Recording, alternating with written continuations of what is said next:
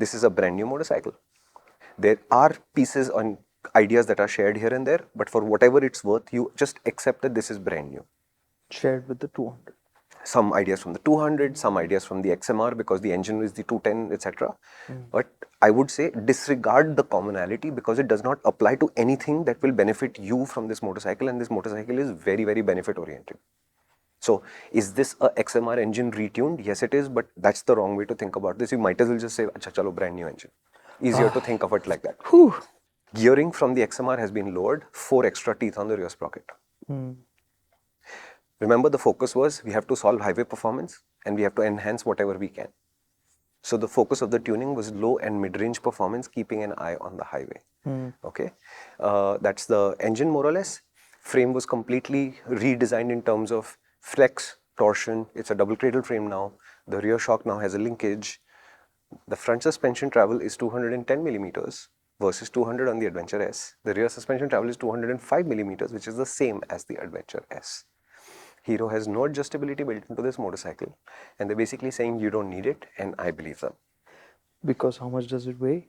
I don't know the number, I'll put it up, but it does not weigh a lot. It actually feels like it doesn't weigh anything at all. Yeah, because it should be practically nothing. By now, you guys should have spotted that the linkage looks really low on the motorcycle, and it does not have a bash plate under it.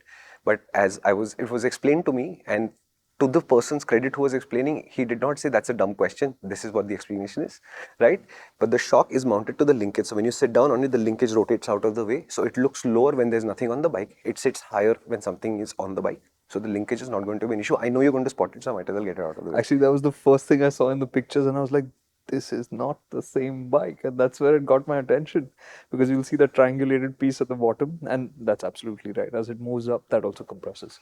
Okay, now. No.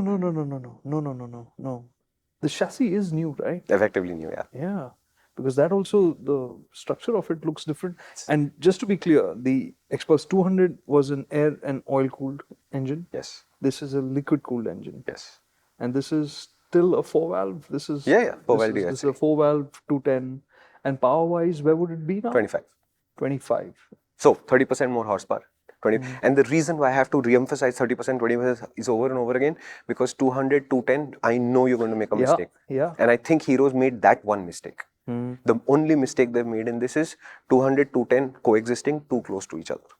And a lot of people will not be able to resolve the idea that the 210 is a distraction. The motorcycle is the powerful upgrade. And that number is going to cause confusion. So I want to eliminate this confusion. This motorcycle is, to me, more or less a quantum leap from the 200, but the branding has changed by 10. Don't get distracted by the 10. How much is the difference in price since we're at this point? If I'm not mistaken, there are 2 Xpulse 210s now. Okay. The base model, which has a smaller screen, which has some changes in the TFT cluster or something like this, single channel ABS instead of dual. Okay. And that's 10,000 rupees less at 174X. And you add 10,000 to that, at 184X is the top 210, which has the TFT screen, dual channel ABS, ABS riding modes, taller screen. Okay. And maybe handguards and no handguards or something like some minor differences. Versus the 200? The 200, I will have to recheck my numbers, but I think it's about 20 or 25,000 rupees less than this. So not much more money.